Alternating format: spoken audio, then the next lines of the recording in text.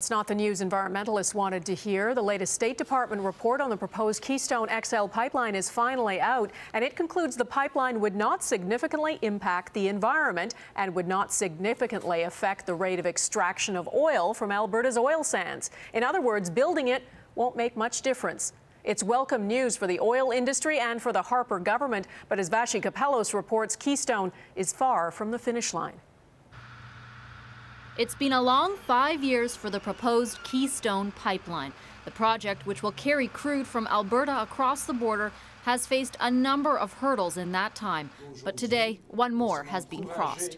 We welcome the U.S. State Department's report. It comes nearly a year after the first report. Since then, 1.5 million public comments were made, and President Barack Obama revealed what his decision would be based on. Obama has said that Keystone will only be in the national interest if it doesn't significantly add to carbon emissions. This report directly addresses the question of whether it will. The answer?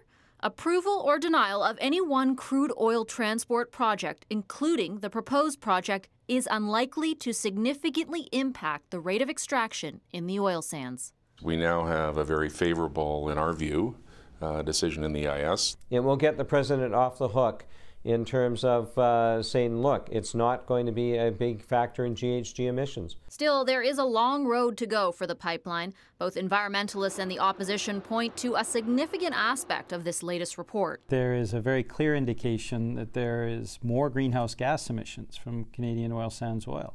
And when you compare that to average crude used in the United States or even heavy oils. How that fits into the process ahead, we don't yet know. What we do know is that Keystone next enters a period of at least 90 days to determine national interest. Secretary of State John Kerry then makes a call. In the end, though, the ball rests in Obama's court, and there's no time limits on his decision. Vashi Kapelos, Global News, Ottawa.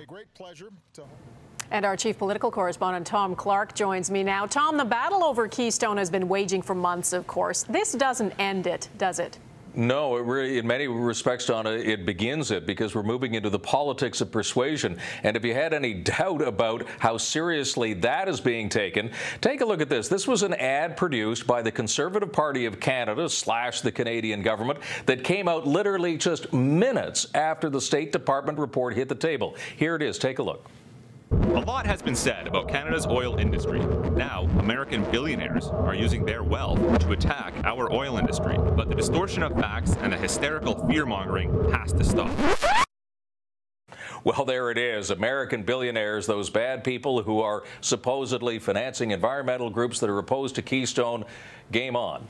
Yeah, it's not going to stop. There is a 90-day clock ticking now, I guess, for 8 more U.S. agencies to weigh in. But we shouldn't expect a final decision even after that, right? No, absolutely right. Here's the process. 90 days, as you say, for agencies to weigh in, like the Environmental Protection Agency. After that, it goes to Secretary of State John Kerry, and he can take as long as he wants to determine whether it's in the national interest. And he's got to figure everything, not only from environment, but science, economics, and relationships with Canada. Once he takes his time, he then sends it to President Obama, who then takes his time to decide whether it's actually in the national interest. My guess is, Donna, smart money here says no decision until after the midterm elections for the Senate and the House of Representatives, and that's in November of this year. All right, we'll talk again. Tom Clark, thanks. You bet.